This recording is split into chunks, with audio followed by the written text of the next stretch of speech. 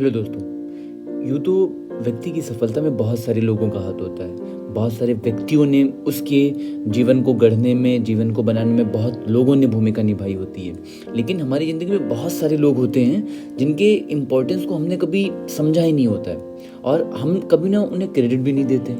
जैसे आप लाइफ में जब सक्सेसफुल हो जाते हो, चाहे आपकी उम्र 22 साल हो, 24 साल हो, या लाइफ की किसी भी अवस्था में जब आप सफल होते हो, तो आप अपनी सफलता का क्रेडिट किसे देते हो? आप अपनी सफलता का क्रेडिट या तो कोचिंग को, या तो स्कूल को, या तो अपनी खुद की मेहनत को, या मम्मी पापा या किसी रिश्तेदार वगैरह को देते हो। लेकिन जिसका सबसे ज़्यादा इम्पोर्टेंट आपकी लाइफ में रहा होता है, उस बंदे के इम्पोर्टेंस को हम लोग भूल जाते हैं। अभी भी आप समझ नहीं पा रहे होते हैं। इसको एक एग्जाम्पल से मैं बताता हूँ। घड़ी में 3 सुइयाँ होती हैं, जिसमें से एक सुई सेकंड वाली सुई के नाम से जानी जाती है। या सेकंड वाली सुई अपना वजूद तो रखती है, लेकिन इसका जिक्र कभी नहीं किया जाता। सब यही कहते हैं कि 10:15 हो गए। कभी किसी ने आज तक नहीं कहा कि 10:15 और 4 सेकंड हो गए। जबकि सेकंड वाली सुई दोनों से ज़्यादा मेहनत और मशक्क़त करती है और उन दोनों को आगे बढ़ाने में मदद करती है। बिल्कुल इसी तरह हमारी ज़िंदगी में बहुत सारे लोग होते हैं जिनका जिक्र तो कहीं नहीं होता, लेकिन उन्होंने हमारे आगे बढ़ने में इनका किरदार जरूर रहा होता है। अभी भी आप बहुत अच्छे से नहीं समझ पा रहे होंगे। जी हाँ, मैं बताने वाला हूँ। वो व्यक्ति वो होता है जिसने तुम्हें पढ़ना लिखना सिखाया था।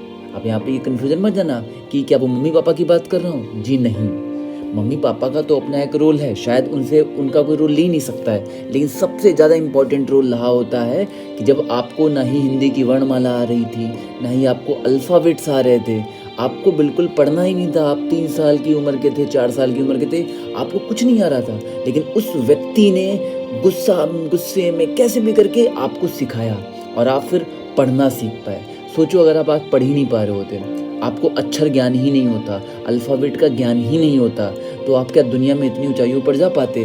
फिर चाहे मम्मी तुम्हें कितना भी पढ़ाती, चाहे पापा तुम्हारी एजुकेशन पे कितना भी खर्चा करते, कोई कितना भी आ जाता, लेकिन तुम नहीं जानते। तो ऐसा नहीं करा कि एक ही व्यक्ति का इंपॉर्टेंट रोल होता है, सबका है। लेकिन मुझे ऐसा लगता है कि सबसे ज़्यादा उस व्यक्ति का रोल इंपॉर्टेंट होता है जिसने तुम्हें पढ़ना लिखना सिखाया।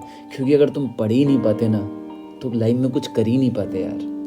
और आप अभी भी आपको इसका इंपॉर्टेंस जैसे नहीं समझ आएगी, अक्षर ज्ञान और वर्ण ज्ञान कितना इंपॉर्टेंट होता है, तो कभी भी आप एक छोटे से लड़के की जिसकी उम्र 3 साल या 4 साल हो, आप उसको सिखाना जाके आ ई या ABCD, या कैसे जोड़ा जाता है, वन ही क्यों होता है, 2 कैसे लिखा जाता है, ये चीज़ सिखाने में तब आपको पता चलेगा कि उस व्यक्ति ने आपके ऊपर कितनी मेहनत करी होगी। हो सकता है आपको 1 साल 2 साल पहले के लोग देखो जाके ये चूल्हा, वो डंडा, ये अंडा करके पढ़ाया जाता था और हम लोग आज भूल गए। तो नया साल आ चुका है, मैं आप लोगों से ये रिक्वेस्ट करूंगा कि बहुत सारे लोग एक तो टीचर को भी भूल गए होंगे कि उनको किसने ऐसा सिखाया था, क्योंकि 20 साल 22 साल पहले की घटना है।